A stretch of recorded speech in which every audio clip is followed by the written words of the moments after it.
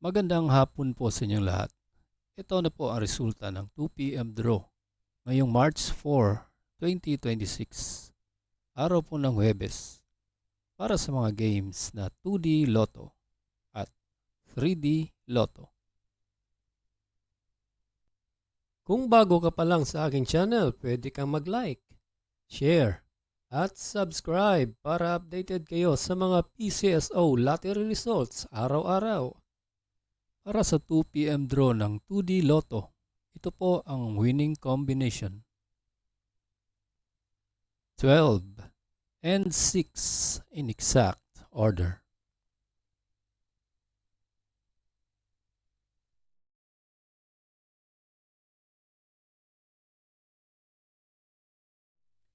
At para sa 3D Lotto ngayong 2 p.m. draw, ito po ang mga winning numbers: 5, 9, and 2 in exact order.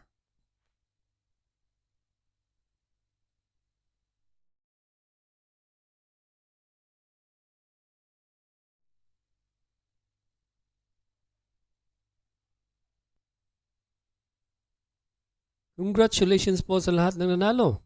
At kita-kits po tayo mamayang 5 p.m. draw. Thank you for watching. God bless us all.